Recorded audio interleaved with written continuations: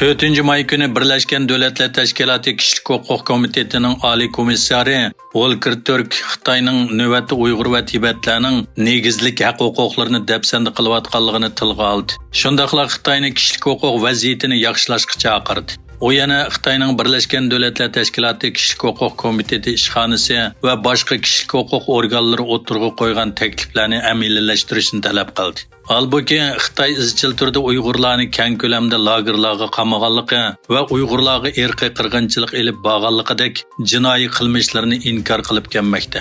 5 may günü Xitoy Tashqi ishlar ministrligining bayonotchisi Mao'ning muxbirlarni kutib olish yig'inida Volker Türkning yuqorqi so'ziga inkas qaytargan.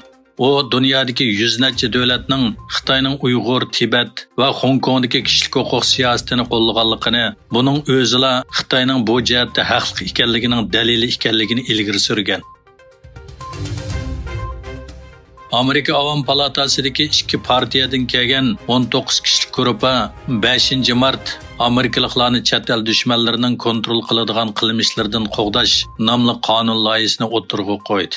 Bu qonun Xitoy texnik şirketi ByteDance'ning 6 oy ichida dangliqsin bahrilash programmasi TikTokni setishni yoki chekilishni talab qiladi. Amerika amaldorlari ko'p yillardan buyon Xitoy shirkatlarining bo'libmi TikTokning abonetlaridan erishgan sonliq ma'lumotlarning Xitoy hukumatı va armiyasining qo'liga tushib qolishidan andish qilayotganligini bildirib keldi. Xitoy davlat igidorchiligidagi neft va tabiiy gaz shirkati Janubiy Xitoy dengizida 100 million tonnadan ortiq isbotlangan yangi neft zaposini bayqaganligini e'lon qildi. Bu zapasning Guangdong o'lkasiga yaqin Marvoy daryosi deltasidagi Kayfang janubiy neftligiga joylashganligi, uningda yeni xam neft borligi ko'rsatildi. Xabar qilinishicha, Amerika armiyasida vazifa o'tayotgan axborot analizchisi Serjant Kurbin Sholis Xitoy sezgir harbiy hujjatlarni setish jinoyati bilan qo'lga olingan. Federativ aybnomada axborot analizchisi bu hujjatlarni Xitoydagi bir kishiga $42,000 sotdi deyilgan.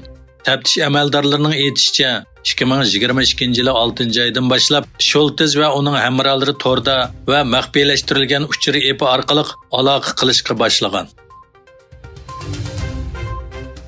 Ukraina prezidenti Vladimir Zelenskiy tunugun rasmiy ziyoratda bo'lish uchun Turkiyaga kelgan bo'lib, Istanbuldagi Dolma bog'cha xizmat ishxonasida Turkiya prezidenti Recep Tayyip Erdo'g'an bilan ko'rishgan.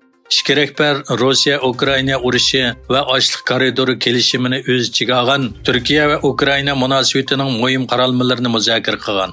Ukraina prezidenti İstanbul ziyarati jarayonida yana Turkiyaning Ukraina dengiz armiyasi uchun yasab berayotgan Ada tipdagi ikkinchi korvetini ziyorat qilgan.